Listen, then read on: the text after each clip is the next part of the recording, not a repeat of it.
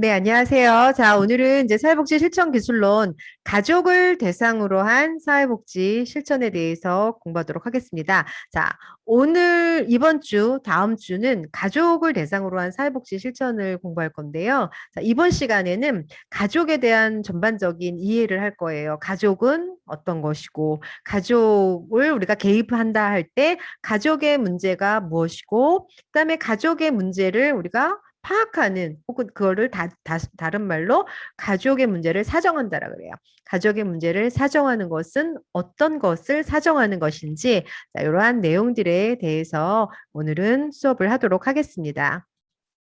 그래서 가족의 정의, 가족의 변화, 그다음에 우리가 가족 이야기하면서 가장 이제 중요한 것 중에 하나가 가족 생활 주기를 이해하는 거예요. 가족 생활 주기 또는 가족 발달 주기라고도 얘기를 합니다. 그래서 가족 생활 주기가 무엇이며 또 어떻게 나눌 수 있는가, 그다음에 가족의 문제를 바라보는 관점. 주로 이제 체계론적 관점에서 이제 가족 문제를 얘기를 합니다. 그래서 그런 관점에서 가족의 문제를 어떻게 볼 것인가, 그다음에 가족 문제를 사정하는 내용 또는 가족 문제를 사정하는 영역이라고도 말할 수가 있어요. 자, 이 네 가지에 대해서 오늘은 공부를 하도록 하겠습니다. 자, 우선 이제 이렇게 가족 공부할 때 가장 먼저 얘기할 게 이제 가족이란 뭐냐? 가족의 정의가 뭐냐에 대해서 조금 한번 간단하게 살펴볼 필요가 있습니다. 뭐 가족 뭐 여러 가지로 가족을 정의하죠. 많은 학자들이. 근데 이제 가족이 현대사회로 이렇게 발달하면서 예전과는 다르게 지금 가족에 대한 정의들이 예전에 전통적인 그런 정의와는 다른 모습으로 우리가 지금 여러 가족 유형들이 나타나고 있잖아요. 그래서 이제 그런 가족 정의에 대한 변화에 대해서도 간단히 짚어보도록 할 거예요. 그래서 전통적인 가족이란 뭐예요? 예전의 가족이라고 하는 것은 엄마 아빠가 있고 혈연으로 맺어져 있고 같이 거주를 하고 그다음에 정서적인 어떤 그런 애정이라든지 이런 것들을 나누고 그 안에서 뭐 부모님이 자녀를 양육하고 보호하고 누군가를 부양하고 이런 것들이 가족이 갖고 있는 정의이고 기능이다라고 여러분들이 이미 알고 있을 것 같아요. 근데 그런 것들이 실은 이제 전통적인 정의라고 볼 수가 있거든요. 그래서 전통적인 정의 여기서 맨 마지막에 제가 썼지만 혈연이라는 거, 그렇죠. 이제 법적인 관계, 혈연적인 관계 이런 것들을 중요시하고 법적인 관계라고 하는 건 이제 혼인으로 맺어졌다라고 하는 거. 이제 그 가운데에서 이제 부모가 있고 자녀가 있고 그래서 자녀 양육을 한다는 거, 또 넓게 봐서 확대 가족 측면으로 봤을 때는 뭐 부모를 부양한다는 거, 그래서 이렇게 부양하고 양육하고 이런 기능들을 유지하는 거, 이런 것들, 그다음에 애정적인 그런 어떤 심리적인 거를 나누는 거, 이런 게 가족이다라고 얘기를 하죠. 그래서 이제 구체적으로 머독이라고 하는 이 학자는 가족이라고 했을 때 거주를 같이 한다. 그다음에 경제적인 거를 같이 나눈다. 그 다음에 뭐 생식이라고 하는 거는 그거죠. 혈연 관계를 통해서 어떤 집단이 형성된다라고 하는 그런 의미죠. 이제 그렇게 형성된 사회적인 집단을 가족이라고 한다라고 정의를 했어요. 그래서 뭐 성관계 이거는 이제 그거죠. 혈연으로 맺어진 그래서 그 안에서 자녀를 낳고 뭐 이런 것들을 허용할 수 있는 이제 그런 집단. 어, 이제 그 가운데서 뭐 자녀를 출생하고 양육하고 또 때로는 우리가 뭐 꼭 우리가 낳지 않아도 되잖아요. 혈연으로 맺어지지 않아도 이제 법적인 것들을 통해서 우리가 어쨌거나 법적인 관계를 통해서 뭐 가족이라는 것도 맺어질 수 있잖아요. 이제 그런 형태로 된 그래서 부모와 자녀 부부와 자녀 이런 형태로 맺어진 것들을 우리가 가족이다라고 이제 머독이 이렇게 정의를 했고요. 자, 비슷한 관점에서 레비아 스트라우스도 그렇게 정의를 했습니다. 그래서 결혼에 의해서 시작된다. 가족이라고 하는 건 그래서 뭐 부부와 자녀로 맺어져 형성되어져 있다. 법적인 유대를 같이 한다. 경제적인 의무가 있다. 성적인 의무와 권리가 있다. 이런 애정적인 어떤 심리적인 것들을 공유한다. 이러한 집단이다라고 정의했습니다. 그래서 여러분들이 보시면 주로 이제 혈연, 그다음에 법적인 혼인 관계, 그다음에 양육, 부양 이런 것들을 강조하는 게 우리가 전통적인 가족의 개념이다라고 봤으면 현대 사회로 오면서 이제 가족이 굉장히 모습이 달라졌어요. 꼭 뭐 혈연으로 맺어지고 그다음에 법적으로 맺어지고 뭐 뭐 경제적인 거를 나누고 뭐 이래야만 꼭 가족이 아니다. 현대 사회에는 여러 가지의 가족 형태가 나타난다. 혼자 사는 가족도 있고, 그 다음에 그냥 뭐 법적으로 맺어지진 않았지만 뭐 사실적인 그런 가족 관계를 맺고 있는 그런 가족도 있고, 어, 그 다음에 뭐 애완동물을 키우는 가족에서는 애완동물도 하나의 가족이라고 여기고, 뭐 이런 형태. 그러니까 되게 많잖아요. 뭐 우리가 엄마, 아빠, 자녀로 구성되어 있는 걸 가족이라고 봤는데 지금은 뭐 조선 가정도 많고 아이들끼리 사는 가정도 있고 뭐 이런 거. 그래서 모습이 굉장히 달라지고 있어요.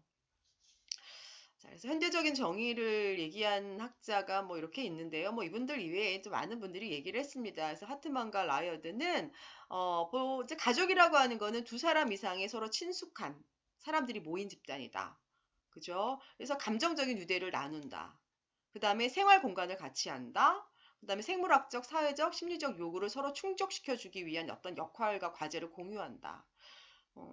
그래서 반드시 뭐 혈연으로 맺어져야 된다. 법적인 관계를 통해서 맺어져야 된다라고는 보지는 않는 거예요. 그쵸? 법적인 관계가 없어도 같이 동거를 하면서 애정을 나누고, 그 다음에 생활 공간을 공유하고, 뭔가 이제 사회적이고, 뭐 이런 것들을 같이 공유한다. 뭐 이런 거, 이러면은, 가족이다라고 보는 거죠. 동거 가족이다. 이런 형태. 좀 더 이렇게 전통적인 모습에서 조금 더 넓게 갔어요. 그 다음에 이효재라고 하는 이제 우리나라 학자인 경우에는 일상적인 생활을 공동으로 영위한다는 거죠. 뭐 먹고 입고 자고 뭐 이런 것들. 그다음에 이제 주로 부부, 자녀들, 뭐 친척들도 같이 살 수 있다라고 하는 거. 뭐 입양이나 기타 뭐 법적인 관계를 통해서 맺어진 가족들, 뭐 어, 이런 가족들로 서로 연대 의식을 지닌 공동체 집단이다라고 얘기하고 있죠. 자, 이효재 같은 경우에는 이제 기존의 전통적인 어떤 가족의 그 개념에서 크게 벗어나진 않아요. 크게 벗어나진 않지만 이제 여기서 강조하고 싶은 거는 뭐냐면은 이제 공동의 생활을 같이 한다는 거죠. 꼭 법적인 거로 맺어지지 않아도 우리가 공동생활을 같이 하는 거면 가족이라고 볼 수 있는 거예요. 그러니까 공동체라고 하는 거를 강조하는 거죠, 공동체. 여기서 공동체는 꼭 혈연으로 맺어지는 또 법으로 맺어지는 거를 꼭 공동체라고 하진 않잖아요. 그러니까 뭔가를 생활을 같이 한다라고 하는 거, 그다음에 그 안에서 어떤 유대를 갖는다라고 하는 거, 그래서 그들이 지속적으로 같이 함께 한다라고 하는 거, 이제 그런 집단을 우리가 가족으로 정의를 하는 거죠. 그래서 조금 더 현대적인 의미로 와서는 예전에서의 그런 정의들보다는 조금 더 폭넓어진 형태로 가족을 정의하고 있어요. 그래서 뭐 애정이라든지 친밀감을 갖는 그런 사람들이 같이 모여서 사는 공동생활을 하는 집단을 우리가 가족으로 정의를 한다라고 우리가 이제 이렇게 볼 수가 있습니다. 자, 여러분들 뭐 가족이 모습이 많이 달라졌다라고 하는 거는 뭐 많이 들어보셔서 아셨잖아요. 그래서 예전과 달리 현대 사회로 오면서 가족의 모습이 많이 달라지기도 했고 그 기능이라든지 역할이라든지 이런 것들이 많이 달라지기도 했습니다. 우선 뭐 구조, 뭐 기능, 역할 뭐 이런 것들에 있어서 예전과는 좀 차이가 있을 수 있는데요. 우선 가족의 변화라고 했을 때 가장 큰 가족의 변화는 가족 규모의 축소예요. 예전 같으면은 가족이라고 하는 거는 주로 이제 뭐 대가족, 확대가족까지를 포함한 그런 가족 형태들이 많이 있었잖아요. 근데 현대 사회로 넘어오면서 가족이 점점 어때요? 핵가족화 되어 갔다라고 하는 거. 그 다음에 뭐 부부만 있는 가족이 있다라고 하는 거. 예전에 가족이다 그러면은 부모와 자녀, 부부와 자녀로 구성된 집단이라고 했는데 지금은 그렇지 않잖아요. 부부만 있는 가정. 그렇죠? 또 어떤 뭐 소년소녀 가정 같은 경우에는 자녀들만으로 구성된 가정. 그 다음에 할머니와 자녀로 구성된 가정. 뭐 이런 조성 가정. 이런 형태들이 굉장히 많아졌어요. 그 다음에 혼자 사는 가정도 가정인 거예요. 자, 가족의 규모가 일단 축소가 되었다라고 하는 것. 그 다음에 다양한 형태의 가족이 나타났다라고 하는 거예요. 뭐 핵가족 포함해서 노부부만 사는 가정, 한부모 가정, 재혼 가정, 이혼 가정, 위탁 가정, 그쵸? 위탁 가정 같은 경우에는 뭐 위탁 가정 내 자녀는 나의 어떤 혈연 관계로 맺어진 자녀가 아니잖아요, 그쵸? 그 다음에 실제로 동거 가정 같은 거, 법적인 관계를 통하지 않고 그냥 생활을 공유하는 그런 공동체 집단 가정 이런 가정들, 뭐 아니면은 뭐 그렇죠. 생활 공간을 공유하지 않고 뭐 주말에만 만나는 그런 뭐 가족 형태도 있을 수 있고요. 그다음에 이게 다양한 형태. 그다음에 뭐 요즘에 뭐 쉐어하우스 뭐 이런 거에서 그냥 같이 사는 집단. 뭐 이런 것도 우리가 가족이라고 느끼면 가족일 수 있는 거예요. 자, 이런 형태로 다양한 가족의 모습이 나타나고 있는 게 현대사회의 가족의 모습이라고 볼 수 있습니다. 자, 이러면서 이제 다양한 형태가 있고 가족이 뭔가 축소가 되면서 나타나는 문제는 뭐냐면 가족의 기능이 축소해요. 예전에 이제 가족의 기능이다, 가족이 갖는 어떤 기능이다라고 했을 때 두 가지의 뚜렷한 기능이 있어요. 자녀를 양육하는 기능, 그 다음에 뭐 자녀를 사회화시키는 기능, 그 다음에 누군가를, 그러니까 노부모를 부양하는 기능, 이렇게 부양과 양육, 이제 이러한 기능들이 가족이 갖는 굉장히 큰 특징, 기능이라고 볼 수 있는데 현대사회로 넘어오면서 가족의 기능이 축소되어 가족의 규모도 달라졌잖아요. 모습이 달라지면서 그러니까 노부모만 사시는 여러분들 지금 뭐 확대가족이 별로 많지 않잖아요. 우리 주변에도 보면은. 그래서 할머니, 할아버지 같이 사는 집이 많지 않아요. 그러니까 노부모님들 혼자 사시고, 그렇죠. 그러다 보니까, 노부모님들이 부양을 예전에는 받았었는데 지금은 그렇지 않다라고 하는 거죠. 그러면서 부양의 기능이 많이 축소가 되었고, 그 다음에 자녀를 양육하는 그런 기능도 굉장히 많이 축소가 되었어요. 아무래도 지금은 이제 많은 이제 가족들이 맞벌이하는 가족들이 많아지면서 이런 자녀 양육이라든지 사회화의 기능들이 많이 축소가 되었다는 거. 그래서 근데 가족이 갖고 있는 주 기능은 그거예요. 그러니까 보호해 준다라고 하는 기능이죠. 부양이나 양육이나 모두. 그래서 이런 보호의 기능이 예전과는 달리 많이 줄어들었다라고 여러분들이 이해하시면 될 것 같고요. 그 다음에 이제 생활주기에 대해서 조금 이따 다시 얘기할 텐데, 가족도, 하나의 이제 단위로 봤을 때, 개인과 마찬가지로, 개인이 발달 단계가 있잖아요. 그렇죠? 뭐 태어나서 사망에 이르는, 죽음에 이르는 그 순간까지 인간은 끊임없이 변화 발달해 나가고 있어요. 그렇죠? 이게 이제 개인의 발달 단계다라고 얘기했는데, 그것과 마찬가지로 가족이라고 하는 것이 가족이 만들어지면서 가족이 나중에 해체되는 순간까지 겪어가는 그런 어떤 발달 단계들이 있습니다. 그런 발달 단계들을, 뭐, 예를 들면 그거죠. 뭐, 가족이 처음에 결혼으로 맺어졌어요. 그러면 이제 신혼기를 거쳐서 자녀를 낳고 양육하는 시기가 있죠. 보통 이제 뭐 20대 후반, 30대 초반에 결혼을 하면 30대 중반에서 후반까지 자녀를 낳고 양육하고 40대가 되면은 자녀를 그러니까 청소년기 자녀와의 갈등이나 뭐 이런 것들을 통해서 청소년기 자녀와 심리적으로 분리가 되고, 그 다음에 보통 50대가 되면은 부모님들이 이제 자녀를 이제 떠나보내잖아요.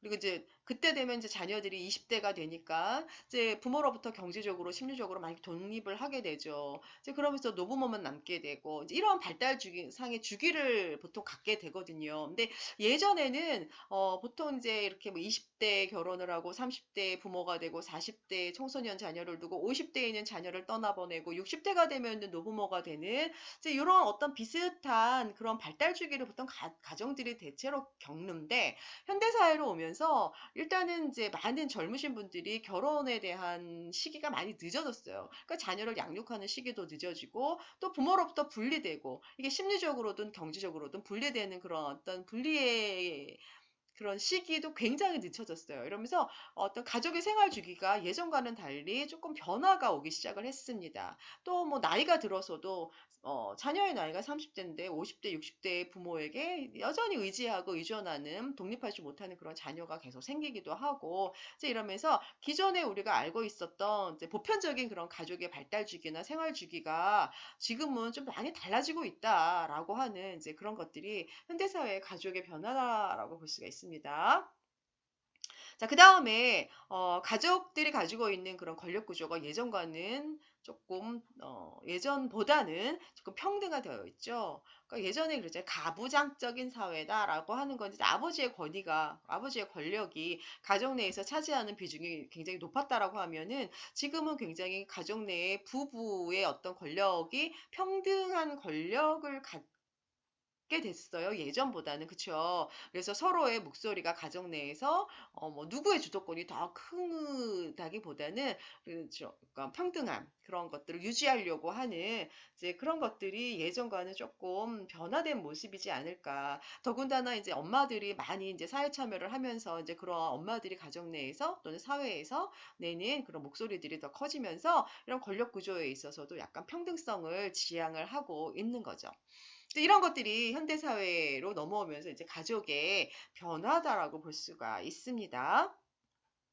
이제 가족 문제의 유형에 대해서 잠깐 살펴볼게요. 뭐 이것 이외에도 가족 문제는 뭐 되게 많죠. 근데 보편적으로 우리가 이제 가족의 문제를 도움을 받기 위해서 오는 많은 이제 가족들을 살펴봤을 때 주로 이러한 유형들의 문제를 가지고 있으신 분들이 많이 오더라예요. 그래서 뭐 꼭 이것만으로 단정 지을 수는 없지만 보편적으로 이러한 문제들이 가족이 느끼는 경험하는 가족 내의 문제다라고 대략적으로 이렇게 한번 정리를 해볼 수가 있어요. 먼저 가족 문제가 있어요 했을 때 가장 먼저 오는 거는 부부간 갈등이에요. 그쵸? 이제 뭐 우리가 왜 부부간의 갈등의 원인은 뭐 여러 가지 이유가 있을 수가 있어요. 뭐 성격의 차이라든지, 뭐 의사소통 방식의 차이라든지, 아니면 뭐 경제적인 이유 때문에, 좀 경제적인 이유 때문에 굉장히 많은 갈등을 경험을 하죠. 뭐 자녀를 양육하는 방식의 차이라든지 뭐 이런 것들 때문에 우리가 가정 내에 부부간의 갈등이 많이 생기죠. 뭐 그러면서 뭐 여기에 이제 제가 뭐 빈둥지 증후군이다라고 하는 건 이제 빈둥지 가족 나중에 다시 가족 발달 주기에 설명할 때 얘기할 건데요. 이제 자녀들이 보통 이제 부모님으로부터 뭐 경제적으로 독립을 하거나 아니면 혼인을 통해서 독립을 하게 되면 보통 부모님들만 남게 돼요. 이제 그랬을 때 기존에 이제 자녀들하고의 뭐 관계만 돈독했던 엄마들이 또 자녀들에게 너무 몰입했던 엄마들이 자녀가 이렇게 떠나고 났을 때, 원래 부부간에 그렇게 의사소통을 많이 한다거나 이제 관계가 돈독하지 않은 경우에는 자녀를 키우는 동안에는 그 문제가 드러나지 않는데 자녀가 떠나가고 난 다음에는 부부간의 갈등이 쫙 표면화되는 경우가 되게 많아요. 그랬을 때 이제 이전에 미처 알지 못했던 자녀를 키우면서 내가 이제 자녀에게 몰두했을 때는 알지 못했던 우리 부부간의 그런 갈등들이 표면화돼서 이제 그런 문제들로 50대, 60대의 어머님, 아버님들이 뭐 이혼하고 싶어요 이런 분들도 많이 나타나거든요. 그래서 이런 문제들. 그 다음에 이제 폭력 가정의 문제들. 부부간의 갈등은 폭력 가정, 폭력으로 부부간의 갈등이 있을 수 있고 부부간의 갈등으로 인하여 폭력이 나타날 수도 있고, 이거는 이제 상호간의 어떤 그런 영향을 주는 문제죠. 자, 그 다음에 뭐, 부부간의 갈등으로 인하여 가출하기도 하고, 뭐, 이런 문제가 생길 수도 있는 거예요. 그래서 이 부부간의 갈등이 이제 심각한 사회적 이슈로 자꾸만 나타나고 있죠. 자, 이런 부부 문제뿐만이 아니라 이제 우리 가정 내 문제는 또 많은 경우에는 부모 자녀 간 갈등 때문에 많이들 오시죠. 이제 어린 시기에는 이제 부모 자녀 간의 갈등이 표면화되지 않아요. 그런데 이제 부모 자녀 간의 갈등이 이제 확 두드러지기 시작하는 시점은 이제 청소년기 자녀를 둔 가정에서죠. 이제 엄마는 과도하게 자녀를 통제하고 싶고, 자녀는 부모로부터 벗어나고 싶고, 이전에는 그게 통했지만, 청소년기가 되었을 때 이게 이제 더 이상 통하지 않아요. 이제 그랬을 때, 이제 뭐 엄마가 간섭했던 모든 것 하나하나가 예전에는 예스 예스 했지만 왜 간섭을 하느냐고 이제 그때부터 막 이제 엄마와 함께 아빠와 함께 청소년기 자녀들이 이제 갈등을 막 표출하기 시작을 하죠. 이런 것 때문에 이제 자녀들이 뭐 가출을 한다거나 더 반항적이 된다거나 이제 또 반대로 이제 그렇게 반항하고 가출하는 문제들 때문에 또 부모는 자녀를 학대한다거나 뭐 이런 문제들이 막 대두되기 시작을 하는 거죠. 그래서 실제로 부모 자녀 간의 갈등이 문제예요라고 하는 많은 가족들 보면은 자녀들이 이제 중학생, 고등학생 이 연령대의 자녀를 둔 가족에게서 많이 이런 문제들을 호소하고 있어요. 자, 그 다음에 또 이제 가족이 갖고 있는 문제라고 봤을 때는 여기에는 제가 쓰지는 PPT에는 없는데 이제 교재 185페이지 보면 이제 확대 가족의 세대 간 갈등이죠. 뭐 이건 이제 고부 간의 갈등. 이런 것들이죠. 근데 노부모 부양을 둘러싼 뭐 그런 갈등이 있을 수가 있는 거죠. 뭐 형제 간 갈등, 그죠? 뭐 큰오빠가 모셔? 아니야, 너희가 모셔? 뭐 이런 문제로 많이 갈등을 하잖아, 형제들 간에. 이런 문제들이 이제 가족 내 문제가 될 수가 있고, 거기에서 심리적으로 굉장히 충격을 받는 이제 어떤 노부모님들의 문제들.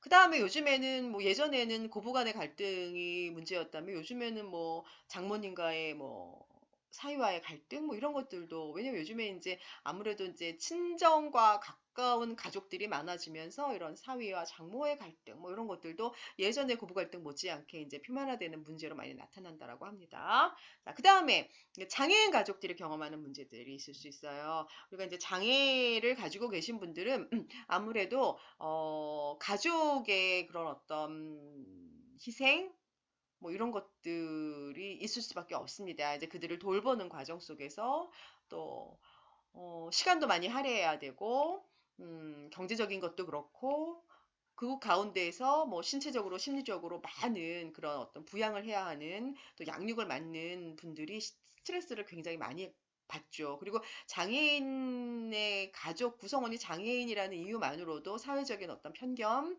이런 것들을 경험하면서 많은 어려움들을 경험하죠. 이렇게 장애인 가족이 겪는 문제도 있을 수가 있고요. 그 다음에 이제 폭력 가정의 문제예요. 폭력 가정, 가정 폭력. 우리가 이제 이 다섯 번째로 나오는 이제 중독 가족의 문제와 폭력 가정의 문제는 서로 굉장히 연관이 깊어요. 주로 이제 알코올 중독의 문제가 이제 중독 가족의 주 문제라고 본다면 이 알코올 중독 가정 내 문제는 폭력의 문제를 굉장히 많이 수반을 하는 경우가 많습니다. 그래서 다시 이제 설명을 해드릴 텐데요. 이제 가정 폭력의 문제. 이런 것들, 뭐 가정폭력, 또 요즘에는 이제 가정 내 폭력뿐만이 아니라 이제 아동 학대도 폭력, 가정 내 폭력의 하나 유형이 될 수 있는 거죠. 이제 이런 가정들 보면은 굉장히 가족들이 폐쇄적이에요. 다른 가정과 뭐 사회와 교류가 굉장히 낮은 가정들이에요. 그래서 가정 내 일어나는 폭력이 외부에서 잘 이렇게 감지가 안 될 경우가 많아요. 그렇기 때문에 은밀하게 가정 내에서 폭력이 굉장히 진행이 많이 된다라고 하는 거죠. 그리고 또 가정 내에서의 폭력은 특히 이제 자라나는 아이들에게 있어서 폭력에 있어서 정당성, 그러니까 그걸 보면서 사회화를 그대로 되는 거죠. 사회화 되는 거죠. 어, 때려도 되는구나. 그래서 자기도 이제 맞고 자란 아이들이 누군가를 이제 나중에 때리게 될 수 있는 확률이 되게 높다 그러잖아요. 이제 그만큼 폭력이 정당하다고 가정 내에서 정당성이 이미 인정이 된 거예요. 그리고 그걸 배우게 된 거죠. 그러면서 이렇게 가정 폭력이라고 하는 문제도 가정 내에서 세습이 되는 그런 어떤 중요한 문제 중에 하나예요. 자, 그 다음에 이제 중독의 문제.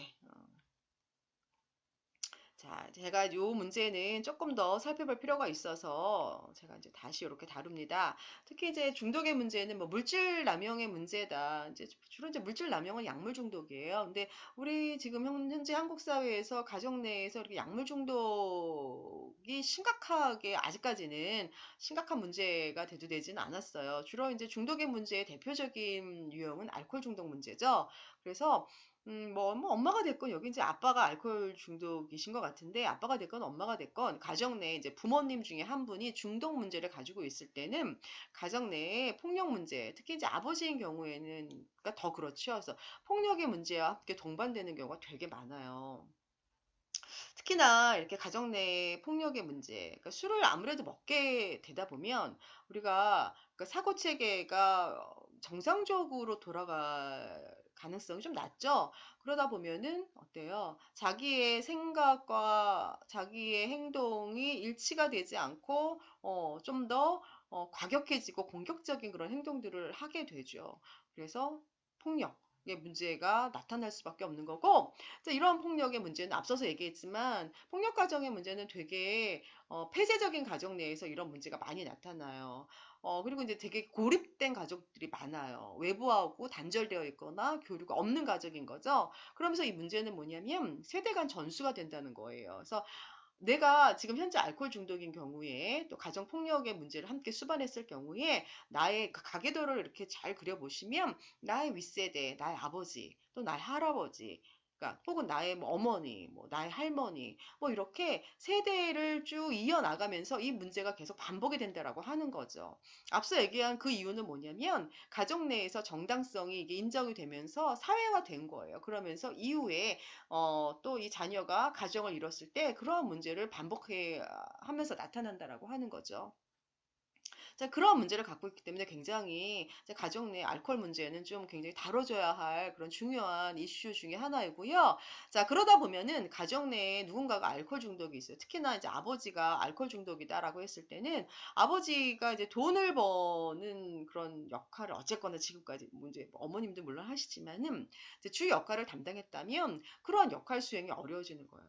어쨌거나 부모 중 한 사람이 알코올 중독인 경우에는 부모 역할을 수행하는데 어려움을 경험할 수 있다라고 하는 거죠. 자, 그 다음에 자녀들은 그런 부모를 보면서 굉장히 부끄럽기도 하고 또 늘 불안하기도 하고 무섭기도 하고 이런 심리적인 어려움들도 경험할 뿐만 아니라 그러다 보면 자녀들이요 굉장히 심리적으로 커나가지 못해요. 미성숙하게 되는 경우도 많고 또 하나는 이제 부모님들이 어쨌거나 이제 아버지가 이제 이렇게 알코올 중독에 심각하게 빠져 있다. 그러면은 아버지가 아버지의 역할을 잘 못해요. 항상 술을 드시고 이제 이렇게 가족들을 괴롭히는 일들이 많아져요. 그럼 이제 엄마가 나가버려요. 뭐 가출을 한다거나 아니면 또 엄마가 이제 돈을 벌러 하루 종일 나가 계셔요. 그러면 남아있는 자녀들은 그 자녀들 중에 누군가는 가정 내에서의 부모 역할을 해줘야 돼요. 밑에 있는 자녀들, 동생들을 돌본다거나 아니면 중독되어 있는 아버지나 혹은 어머니를 돌본다거나 하는 이제 그러한 역할을 담당할 수밖에 없게 되는 거예요. 그러면 이렇게 이제 이게 부모의 자녀의 부모화라고 하거든요. 이렇게 자녀가 부모의 역할을 담당하게 될 때는요, 자녀는 심리적으로 커나가는데 굉장히 어려움을 많이 경험하게 됩니다. 자, 이러한 문제들, 실은 어떻게 보면 아동들의 입장에서 봤을 때는 이게 굉장히 또 심각한 문제라고 하는 거죠. 자기가 돌봄을 받아야 되는데 자기가 누군가를 돌봐야 되는 그런 상황이 된다라고 하는 거예요. 자, 그 다음에 이랬을 때 또 부모에 대한 분노가 굉장히 많이 쌓이겠죠. 실은 어렸을 때에는 이런 자녀들은 부모에 대한 분노가 쌓이긴 해도 표출되지 잘 못해요. 근데 이 자녀들이 청소년기가 오면서 청소년기에 다다르게 되면 이러한 분노 감정들이 외현화되는 가능성이 굉장히 높아요. 그래서 청소년기에 뭐 반항을 심하게 한다거나 뭐 이런 과정에서 반항해도 통하지 않기 때문에 가출을 하겠죠. 그래서 비행. 또 이 아이도 중독이 된다거나 이제 그럼 이제 이 청소년기에 이런 문제가 수반이 된다면 아이들이 학업적인 측면에도 부정적인 영향을 미쳐서 아이들이 끝까지 학업을 수행하지 못하는 그래서 어찌 보면은 다시 이게 아이들이 학업을 수행하지 못했을 때 성인기로 이 아이가 접었을 때는 또 부모의 그런 전초를 다시 밟게 되는 그런 문제들이 발생하는 거죠. 자, 그래서 이러한 이제 아이들의 측면에서, 이제 가족 전체의 측면에서 이런 중독의 문제는 심각한 영향을 미칠 수 있어요. 그래서 여러분들이 좀 이렇게 깊게 다뤄보면 좋을 것 같아요. 자, 그 다음에 이제 중요한 내용이에요. 가족 생활 주기에 대해서 다루겠습니다. 앞서서도 얘기했어요. 인간이 발달 단계가 있듯이 가족도 가족의 발달 단계가 있어요. 그래서 어느 시기가 있고 그 시기마다 무엇을 해야 하는지 그 발달 단계마다 이루어야 될 발달 과업이 있어요. 여러분, 발달 과업에 대해서 발달 단계에 대해서 여러분들 인간 행동과 사회 환경을 통해서 배우셨죠. 그래서 발달 단계는 뭐 흔히 이제 인간의 발달 단계는 뭐 영아기, 유아기, 아동기, 청소년기, 성인기, 중년기, 노년기 이렇게 발달 단계를 거치잖아요. 그래서 대략적으로 연령 구분도 이렇게 하잖아요. 그 발달 단계의 특징이 있고 그 발달 단계에서 꼭 이루어야 할 뭐, 그런 과업들이 있어요. 그렇죠? 그 과업들을 잘 이루었을 때 우리가 그 다음 단계로의 발달이 순조롭게 이어진다. 그래서 건강하게 인간이 성장한다라고 하는 게 인간 발달 단계의 개념이잖아요. 마찬가지예요. 그래서 만약에 인간이 그 어떤 특정 단계에서 발달 과업을 잘 수행하지 못했을 때 그 다음 단계로 발달이 자연스럽게 이어지지 못하고 뭔가 부적응적인 그런 어떤 행동이나 그런 문제들이 나타날 수 있다라고 하는 거예요. 똑같은 개념입니다. 가족도 인간과 마찬가지로 발달 단계가 있고 그 발달 단계마다 고유하게 해결해야 할 발달 과업이 있어요. 근데 이 그 단계에 해결해야 하는 발달 과업을 충분히 이행하지 못할 경우에 그 다음 상의 발달로 이어졌을 때는 적응의 어려움이 생긴다라고 하는 거예요.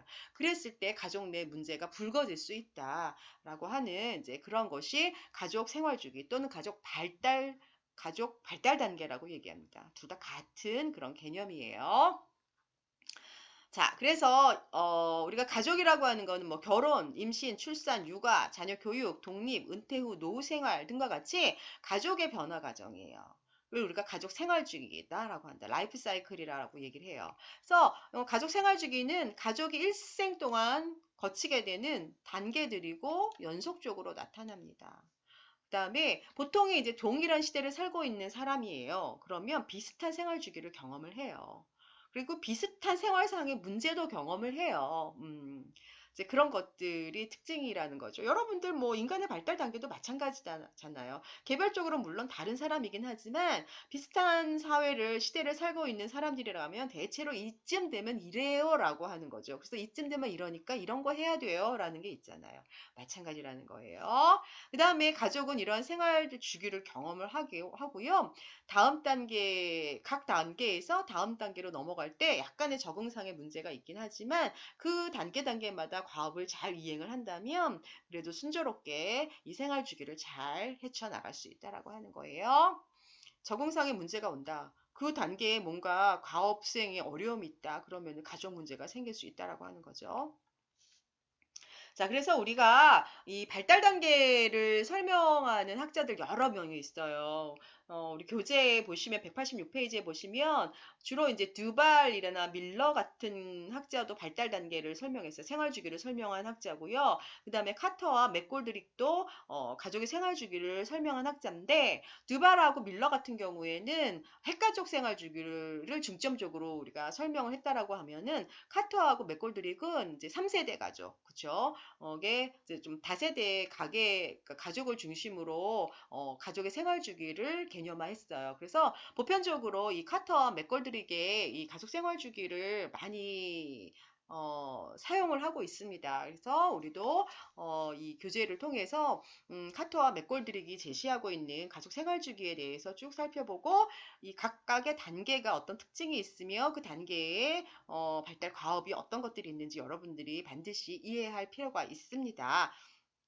그래서 여러분들이 이제 가족이 이제 왔어요. 가족이 왔을 때 그 가족의 문제를 딱 일단 들으시잖아요. 들으시고 먼저 살펴봐야 될 게 뭐냐면 이 가족은 지금 어느 발달 단계에 속해 있는 가족인가. 대략적으로 그 정도의 발달 단계에 속해 있는 가족들은 대략 이런 특징이 있고 이런 발달 과업이 있다라는 걸 여러분들이 만약에 이제 사회복지사가 되셨을 때 이해를 하고 계신다면 가족이 경험하는 문제에 대해서도 쉽게 파악할 수 있을 것 같습니다. 자, 그래서 첫 번째 가족 생활 주기 1단계는 아직 결혼하지 않은 성인 단계예요.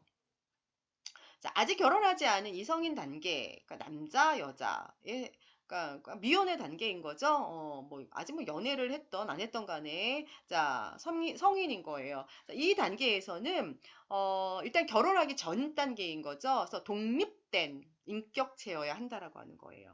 자, 여러분들 우리가 성인기라고 하는 단계에는 보통 대략적으로 나이상으로 따진다면 인간의 발달상 뭐 24살 이후부터 뭐 중년이 보통 40대부터 중년이라고 하거든요. 중년기 전까지예요. 그러니까 40 전까지를 대략적으로 이제 성인기라고 얘기를 해요. 그래서 그 시기에 보통 결혼을 준비하거나 결혼을 하거나 보통 그러거든요.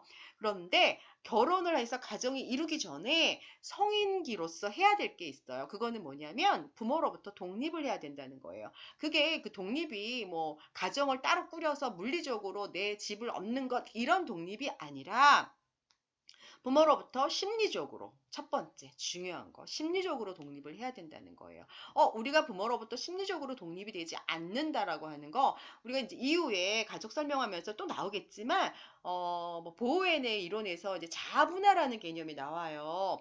자아분화라고 하는 거는 뭐냐면 내가 다른 사람과 분리된 한 존재의 독립된 개체로서 내가 스스로 나의 삶을 잘 이해하고 결정하고 책임지는 능력이에요. 그런 수준을 우리가 자아분화 수준이라고 얘기를 합니다. 그러니까 이게 독립된 개체로서 그러한 능력을 갖고 있는 그런 존재로 우리는 부모로부터 독립을 해야 되는 거예요. 그러니까 성인기가 되면은 뭐 직장을 얻는 거 엄마 나 뭐 얻어야 돼? 엄마 나 이거 수강 신청 이거 해도 돼? 이런 거 아니라는 거죠. 그러니까 내가 스스로 알아서 결정하고 내가 원하는 직업을 찾고 내가 원하는 유형의 배우자를 찾을 수 있는 그런 엄마 나 이거 해도 돼? 아버지 나 이렇게 해도 되는데 이거 해도 돼요? 이런 게 아니라는 거예요. 이러한 것이 바로 부모로부터 독립된 거예요. 이러한 심리적인 독립으로 우리가 어떤 독립된 개체가 되어야지만 여러분들이 독립된 개체가 만나서 하나의 가족을 이룰 수가 있게 되는 거예요. 너무나 부모에게 의존하는 마마보이거나 너무나 부모에게 의존이 되어 있는 마마걸이거나 이 두 분이 만약에 만났어요. 마마보이와 마마걸이 만나시면 아마도 그러겠죠. 신혼여행을 떠나는 모든 시점부터 엄마 어디로 갈까? 엄마 어떤 옷을 준비하면 되겠어?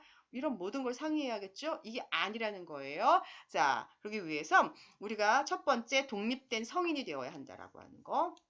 그래서 이제 원가족을 떠나야 되잖아요. 결혼을 하면. 그래서 원가족을 떠나고 자기가 자녀를 낳았고 이제 키워야 되는데 부모로부터 너무 정서적으로 밀착되어 있거나 분화가 되지 않았을 때는 이거 굉장히 결혼 생활이 여러분들 치명적인 겁니다. 그래서 원가족으로부터 자기 분화가 되어야 한다. 심리적 독립이 굉장히 중요하다. 그 다음에 심리적인 독립뿐만이 아니라 여러분들 어떤 독립이 되어야 해요? 결혼하기 전에. 경제적으로 독립되어야 되잖아요. 최소한 내가 가정을 이뤄서 내가 스스로 먹고 살 수 있을 수 있는 능력이 되어야지 여러분들 가정을 꾸릴 준비가 되었다라고 할 수 있는 거예요.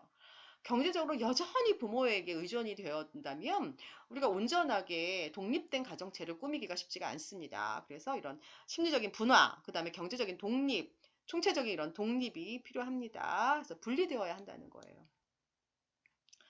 완전하게 분리는 좀 어렵죠. 자아 분화가 완전하게 될 수 없어요. 모든 사람들은. 그건 완전히 너무 이기적인 사람이에요. 그래서 적절하게 원가족하고 정서적으로 유대를 가지나 그러나 어느 정도의 분화가 필요하다. 자, 이게 되어야 되는 거예요. 이 미혼의 성인, 젊은 성인기에서는 이게 일단 첫 번째 단계죠. 자, 이렇게 적절하게 독립성을 가진 성인이 이제 어때요? 결혼을 했습니다. 자, 결혼하는 첫 번째, 두 번째 단계는 이제 신혼부부 단계예요. 자, 신혼부부 단계 굉장히 행복하죠. 행복하죠. 잠깐의 행복과 긴 싸움이라고 해야 되나? 아니면 뭐 싸우지 않을 수도 있습니다. 여러분 늘 계속 행복할 수도 있습니다. 자, 그런데 여러분들 뭐 신혼의 단꿈은 깨어지고 이런 얘기 많이 들어보잖아요. 자, 신혼부부 단계는 굉장히 중요한 두 가지의 관계를 우리가 잘 설정을 해야 돼요. 첫 번째, 배우자의 관계. 뭐, 물론 우리가 사랑을 해서 결혼을 했으니까 관계가 좋겠죠. 하지만 이들이 이제 법적으로 어쨌거나 가족을 이루어서 이렇게 산다라고 하는 거는 굉장히 많은 서로 배려와 타협과 양보와 이런 것들이 없으면 신혼부부의 이 배우자와의 관계, 그다음에 그런 어떤 가족을 이루는 그러한 첫 번째 과정 자체가 굉장히 힘들 수 있어요. 그래서 이 신혼부부 단계에서는 여러분들이 기존에 살던 모습을 이제 새롭게 만난 배우자하고 서로 따로따로 가정에서 자라다가 하나의 가정으로 온 거잖아요. 그 서로 얼마나 생활 방식이 다르겠어요. 지금 이제 이들이 좀 양치라고 있잖아요. 남자는 양치할 때 치약을 가운데서 꼭지하고 여자는 양치할 때 아래서부터 이렇게 차곡차곡 쌓았어요. 짜서 써요. 뭐 이런 사소한 거에서부터 이렇게 해. 왜 이렇게 하는 거야? 이러고 다투기 시작하는 거죠. 뭐 이런 것들. 서로가 달랐었던 생활을 서로 배려와 타협을 통해서 어느 정도 이제 가족 내에 자기들만의 규칙을 만들기 위한 그러한 시간이 필요합니다. 근데 이제 그러한 전환적인 어떤 전환점에서 서로 계속 막 네가 맞아, 내가 맞아 이러고 싸우면은 어 곤란하겠죠. 그래서 우리나라에 굉장히 이 신혼기에 이혼 확률이 굉장히 높다라고 하잖아요. 서로가 이해하지 않기 때문에. 그래서 복잡하고 힘든 전환기다. 이제 서로 적응하는 과정이 필요하다. 의도적인 노력이 필요하다. 이제 이렇게 굉장히 중요하고요. 그 다음에 이제 확대 가족과의 관계 잘 맺어야겠죠. 시부모와의 관계, 그 다음에 처가부모와의 관계, 뭐 친정부모와의 관계라고는 뭐 할 수 없지만 그 처가와 관계, 시댁과의 관계 이런 것들, 즉 내 원가족과의 적절한 분리도 필요하지만 그러한 어느 정도의 정서적인 유대를 그대로 조금씩은 유지하면서 새로 맺어진 확대 가족과의 관계를 잘 맺을 수 있는 노력. 무조건 시어머니 싫어. 무조건 처갓집에선 멀어야 돼. 뭐 이런 거 안 된다는 거예요. 자기네 이 부분은 어디에서 뚝 떨어진 개별체가 아닌 거예요. 누군가의 가족으로부터 나온 거예요. 그랬을 때 그 누군가의 원가족을 이해하고 그 가족과의 관계를 맺기 위한 그런 노력들도 신혼부부 단계에서는 굉장히 필요합니다. 이제 그런 것들이 잘 되지 않았을 때는 이제 삐그덕 삐그덕. 자, 그러고 나서 삐그덕 삐그덕 거려서 이제 부모가 되었어요. 이제 부모가 되는 거는 또 아이를 낳는 거는 이제 굉장히 기쁨이긴 하지만 이제 그 아이를 낳고 이제 키우는 그 과정은 정말 굉장히 고통의 연속일 수도 있어요, 여러분. 이제 처음에 이제 신혼기에 이제 점점 이제 만족도가 이제 최상이었다면 좀 떨어지기 시작하는 이렇게 떨어져서 신혼기에 아직까지 요만큼 좋았는데 이제 자녀를 키우고 양육하는 요 시기에 와서는 이제 점점 만족도가 떨어지기 시작합니다. 왜? 애 보는 거 너무 힘들거든요. 그런데 왜 나만 봐야 돼? 막 이러면서 이제 막 서로 싸우기도 하고요. 굉장히 부모가 된다는 거 굉장히 어려운 어떤 책임감, 부담감 이런 거를 느껴요.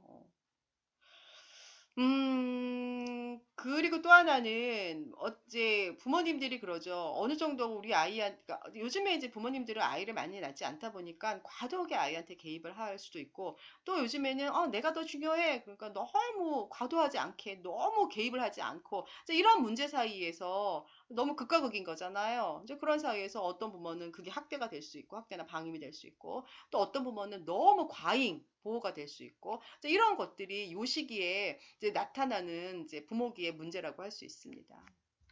적절한 보호와 양육 이제 이런 것들을 해야 되고, 특히나 이제 자녀를 양육하는 과정에서 엄마 아빠의 그런 자녀 양육관이 다르면 이제 맨날 싸우는 거죠. 맨날 싸우게 되면은 그 과정에서 이제 아이들은 보호를 해달라고 싸웠더니 보호라고 하는 이슈를 두고 맨날 싸워. 그럼 아이들은 이제 방치가 되고 있는 거죠. 이제 이런 문제들이 나타날 수 있는 거예요. 그래서 둘 간의 양육 방법을 잘 정립할 필요도 있고, 양육을 함께 나누면서 고통 분담을 함께 할 필요도 있는 거예요. 자, 이거 두 개 되게 중요한 거죠. 그 다음에 또 하나 중요한 건 뭐냐면, 부모기에는 이 부모가 이제 우리가 영아기에 자녀를 둔 부모도 있고요. 유아기에 자녀를 둔 부모도 있고, 아동기에 자녀를 둔 부모도 있어요. 그럼 각각의 이 아이들의 시기마다 부모님들의 역할은 조금씩 달라요. 그쵸? 영아기에는 자녀를 정말 온전하게 보호를 해줘야 돼요. 그래서 충분한 애착을 맺을 수 있어야 되는 게 부모의 역할인 거잖아요. 그럼 유아기에는 이제 아이를 조금씩 풀어놔줘야 돼요. 스스로 좀 해봐라 하고 자율성과 주도성을 가질 수 있게끔 자녀를 양육하셔야 돼요. 너무 끼고 돌고 다 해주면 안 되는 거야. 너무 끼고 돌고 다 해주면 아이들은 스스로 할 수 있는 능력이 결여되면서 자꾸 자신에 대해서 무가치함을 느낄 수 있게 됩니다. 그렇기 때문에 좀 뭔가 아이들을 이제 풀어놓으시면서 이제 이렇게 할 수 있게끔 도와주고, 아동기의 부모인 경우에는 이때도 마찬가지예요. 유아기와 마찬가지로 스스로 할 수 있게끔 뭔가 주도적인 할 수 있게끔 하는 그런 역량을 키워주면서 동시에 자녀들이 이제 학교를 가잖아요. 이제 학교 생활을 잘할 수 있게, 또래 관계를 잘 맺을 수 있게 자녀에 대해서 학교 생활과 또래와 이런 거에 대한 관심을 가지면서 과도한 개입을 하지 않는 게 중요하고, 적절히 아이가 스스로 근면적인 것들을 발달시킬 수 있게끔 옆에서 많이 도와주셔야 되는 거죠.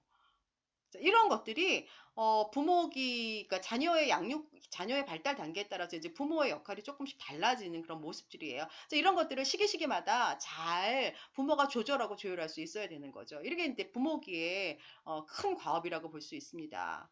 또 하나는 뭐냐면, 그러니까 자녀와 이제 이거는 뒷부분에서 다시 설명할 건데요. 여러분들 이제 그런 얘기 많이 하잖아요, 요즘에. 친구 같은 부모, 친구 같은 아빠, 친구 같은 엄마. 굉장히 좋은 말이죠. 친구 같은 엄마고 친구 같은 아빠이지만 친구는 아니에요. 요즘에 아이들이 특히나 막 굉장히 친구 같은 프렌들리한 게 되게 좋다라 그래서 막 뭐 완전히 그러니까 경계 없이 구분 없이 막 그렇게 자녀하고 친근한 관계를 유지하는데, 부모와 자녀 사이에는 적절한 경계가 필요해요. 그러니까 부모는 권위가 필요합니다. 그 권위가 무너져 버리는 순간 누가 부모고 누가 자녀인지 모르는 거예요. 그래서 자녀가 나중에 그렇게 되면은 아무리 친해도 부모는 부모로서의 권위와 그런 어떤 뭐 그런 역할, 힘 이런 게 있어야 돼요. 그런 것들을 적절히 가질 수 있는 게 경계라고 하는 거예요. 근데 이런 것들이 무너지고 나면은 이제 나중에는 이제 자녀들이 컸을 때는 이제 청소년기만 가도 부모를 무시한다거나 이런 일들이 발생할 수 있는 거죠. 그래서 적절한 경계를 두는 거, 그래서 적절하게 권위를 행사할 수 있는 이제 그런 것들이 부모가 해야 할 역할이기도 합니다. 그래서 부모기에 이제 이런 발달 과업들을 경험을 한다는 거죠. 자, 그 다음에 이제 아동기까지 왔어요. 그럼 왜 청소년기를 따로 다루냐면, 자, 우리가 보통 영아기, 유아기, 아동기에 이제 부모기는 이제 부모가 되는 걸 개념, 이렇게 뭐랄까, 적응하는 시기예요. 그러면서 부모가 처음인지라 부모의 역할을 부모가 잘 모르거든요. 이제 그런 것들을 적응해 나가고 발달시켜 나가고 아빠와 엄마가 서로 양육관을 서로 이제 합의하고 뭐 그러는 거거든요. 그런데 이제 그래서 잘 키우고 있습니다. 그런데 자녀들이 대체로 청소년기가 되면은 아이들이 이제 청소년기가 되면은 누구도 삐딱해지잖아요. 그렇죠? 중2가 되면 이제 누구도 삐딱해질 거야. 나 말리지 마. 그러면서 다 삐딱해지죠. 자, 이런 청소년기가 되면은 기존에 영아기, 유아기, 아동기까지 가졌었던 내가 이제 자녀에 대한 그런 어떤 적절한 대입, 이제 이런 것들이 좀 달라져야 된다는 거예요. 기존에. 왜냐하면 청소년기가 되면 이제 청소년기의 자녀들은 부모로부터 심리적으로 독립하려고 하는 욕구가 강해져요. 예전에는 부모가 이런 것들, 예를 들면 이거죠. 예전에는 부모님들이 머리 이렇게 잘라줘요 하고 데려가서 미장원 에서 잘랐어요. 근데 지금은 어때요? 부모님들이 잘라줘요 하고 청소년기 자녀 손붙잡고 데려가서 미장원 가서 자르지 않잖아요. 그럼 애들이 놀리잖아요. 그리고 예전에는 엄마들이 이제 밥 먹을 때 그러죠. 김치 먹어야 많이 커. 막 먹기 싫어하는 애들한테 이거 먹어야지 머리 좋아진대. 막 그러면서 먹이잖아요. 근데 청소년기 자녀한테 얘야 이거 먹어야지 머리 좋아진대. 시험 잘 볼 수 있어. 그럼 이제 자녀가 뭐라 그래요? 엄마나 많이 드세요. 뭐 이럴 수 있죠. 됐어요, 어머니. 뭐 이러면서. 이거 뭐냐면, 이전의 양육과나 이전의 양육 방법은 더 이상 통하지 않아요. 이제, 이때가 돼도 부모님들은 여전히 자녀가 어린 줄 알고 막 붙잡고 있어요. 한 손으로 붙잡고 있어요. 하지만 붙잡힌 자녀는 이제 엄마 손을 놓으려고 막 나가고 있어요. 그러면 어떻게 해야 돼요? 엄마는 놓아줘야 되는 거예요. 자녀가 청소년기가 되면은 심리적으로 독립할 수 있게끔, 스스로 뭔가 알아보고 결정할 수 있게끔 너무 많은 개입을 하지 않는 그러한 부모의 역할을 다시 한번 정립해야 되는 시기예요. 그러니까 이때 되면 엄마들이 이제 다 머리 싸고 눕잖아요. 근데 머리 싸고 누울 일이 아니라는 거예요. 머리 싸고 눕지 말고 자녀가 컸구나. 우리 자녀가 이제 나로부터 이제 서서히 떨어져 나갈 준비를 하고 있구나라고 하는 거를 자연스럽게 받아들이면서 부모의 역할도 조금 새롭게 정립해 나갈 필요가 있어요. 김치 먹으면 안 커라고 하는 거 더 이상 통하지 않습니다. 그러니까 이런 것들을 변화시켜야 된다라고 하는 거예요. 제가 왜 내 말을 안 듣죠, 선생님이 아니라 너무 자연스러운 거라는 거를 부모님들이 이해하시고 자녀의 심리적인 독립을 지지하고 옆에서 서포티브한 그러한 부모가 될 수 있게끔 노력을 하셔야 된다는 거예요. 뭐, 같이 알아봐 준다거나 고민을 함께 나눌 수 있는 그러한 부모가 될 수 있게끔 노력을 하셔야 된다라고 하는 거죠. 통제하면 안 된다. 너무 자연스러우니까 그걸 자연스럽게 받아주어라. 그래서 이때 굉장히 가족 간의 갈등이 많이 나타나는 거예요. 엄마랑 아이랑 싸우고 있잖아요. 그럼 맨날 싸워요. 그럼 아빠가 어때요? 아이고, 이놈의 집구석 들어오니까 맨날 싸워. 에이, 안 들어와. 하고 또 안 들어와. 그럼 왜 안 들어와요? 하고 또 남편이랑 싸워요. 그러니까 완전히 막 쑥대밭이 되는 집이 많죠, 이 시기에. 자, 이제 이런 문제들이 있고, 이제 그런 것들을 잘 인정하시고 자연스럽게 넘어가시기 위한 그런 분리되는 작업들을 이제 서서히 하셔야 된다라고 하는 거예요. 자, 이제 5단계는 이제 자녀가 성인이 되었어요. 성인이 되면 아까도 얘기했잖아요. 떠나야 돼요. 부모로부터. 심리적으로 뿐만이 아니라 경제적으로 독립을 하고 실제로 이제 내가 배우자를 얻기 위해서 떠나는 그런 작업들이 2단계에서 일어나요. 그래서 엄마 몸을 떠나죠. 완전히 자율성을 독립 자율성을 찾았어요. 자, 그런데 문제는 뭐냐면 너무나 자녀들에게 매몰되어 있던 부모님들, 특히 어머님들이 그러시잖아요. 그런 경우에 자녀가 나로부터 떠나면 내가 할 일이 없어요. 내가 해줄 게 없는 거야, 더 이상.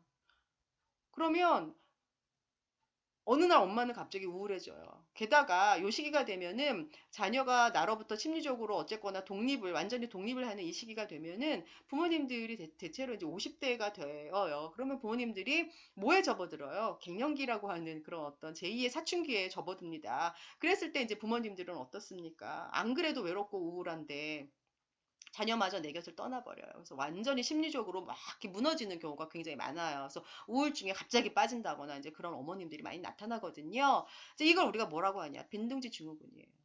그래서 너무 자녀한테 매몰되지 말고 어머님들 스스로의 앞으로의 어머님들의 제2의 인생을 위해서 뭔가를 준비해 나가세요. 이런 얘기를 많이 하거든요. 왜냐하면 나도 모르는 그런 심리적인 그런 우울감에 확 빠지는 그러한 순간이 오기 때문에 그렇습니다. 자, 이랬을 때는 그럼 이제 자녀들 떠나면 누구만 남아요? 부부만 남습니다. 그럼 둘이 잘 살면 되지 하는데 여태까지 한 번도 둘이 잘 살아본 적이 없어요. 둘이 뭐 어디를 간다거나 뭘 같이 나눈다거나 했던 경험이 없어요. 그러면 자녀들 달 떠나면 이제 뻘쭘해지는 거죠. 이제 각방 쓰면서 이제 서로 각자 생활을 하는 거죠. 이러면서 이제 부부 관계에서 나타나는 갈등이 이렇게 확 표면화되는 경우가 되게 많아요. 자, 그런 것뿐만이 아니라 또 이 시기는 자녀들도 떠나고 외로운데 나의 원가족의 부모님들이 굉장히 연로하는 시점, 연로해지시는 시점이에요. 그러니까 이 부모님들을 부양해야 되는 그런 심리적인, 경제적인, 신체적인 그런 부양의 문제도 굉장히 많이, 크게 큰 이슈가 되는 거예요. 그래서 이 5단계의 가족들이 경험하는 문제는 굉장히 심각한 문제가 될 수가 있어요. 자, 그 다음에 6단계는 이제 자녀들 다 떠났어요. 그리고 남편이건 여자건 이제 다 일을 했다면 이제 은퇴를 맞죠. 보통 노년기는 65세 이상이니까. 은퇴 이후에 부부간의 삶을 정립하는 시기예요. 자, 보통 이제 아버님들이 65세 이상이 되면 이제 은퇴를 하셔요. 그럼 사회생활 열심히 하시다가 이제 가정으로 딱 합류를 하는 거죠. 근데 이제 그 전에 뭔가 가족들과 함께 한 게 별로 없어요. 막 일에만 하고 자기에만 빠져있던 아버지가 어느 날 딱 집에 오면은 집에 왔더니 가족들은 알아서 다 살고 있어요. 근데 나만 맨날 집에 앉아서 이제 소파에 딱 달라붙어서 리모컨 왕자님이 되시는 거죠. 자꾸 허무해지기도 하고 아버지들이 그렇게 되는 이제 그런 시기가 바로 이런 시기예요. 그래서 가족 내에 합류하는 게 굉장히 중요한 과업이에요. 그래서 은퇴가 가져오는 건 굉장히 많은 불안감이잖아요. 앞으로 이제 뭐 노년은 긴데 재정적인 그런 압박감도 있을 수도 있고 나는 이제 뭘 하고 살아야 되나 하는 그런 심리적인 어려움들도 있을 수 있어요. 이제 그런 것들을 잘 이겨내고 뭔가 제2의 나의 삶을 준비하기 위한 것들에 좀 많은 투자를 하셔야 되는 거예요. 그 다음에 또 이 시기가 되면 주변에 많은 가족이라든지 많은 친구들이 또 돌아가시는 분들도 많잖아요. 또 배우자가 돌아가시는 경우도 있고요. 이러한 것들을 극복해야 되는 시기이죠. 혼자 남게 되는 것들을 극복해야 되는 그런 심리적인 어려움들을 갖게 되는 시기가 바로 이 노년기 가족의 시기입니다. 근데 이게 노년기의 그 발달가업이 뭐예요, 여러분들? 통합이잖아요, 통합. 여태까지 내가 살아온 길을 잘 정리하고 마무리하고 앞으로 남은 내 여생을 좀 더 긍정적으로 살 수 있게 그렇게 준비하는 것. 이게 노년기의 발달 과업이에요. 노년기의 가족도 그래서 가족이 남게 낸 두 부부가 서로의 그런 어떤 미래 앞으로 남은 여생을 잘 살 수 있게 여태까지 살아온 것들을 잘 마무리하고 정리하면서 통합하면서 앞으로의 삶을 둘이 잘 이어나갈 수 있게끔 그렇게 재조정하는 이제 그러한 것들, 그 다음에 여러 가지 상실감에서 오는 그러한 심리적인 어려움들도 같이 극복해내는 이제 그러한 것들이 중요한 발달 가업이라고 볼 수가 있습니다. 자, 이제 여기까지 했고요. 잠깐 쉬었다가 이제 가족 문제를 바라보는 관점과 가족 사정에 대해서 하도록 하겠습니다.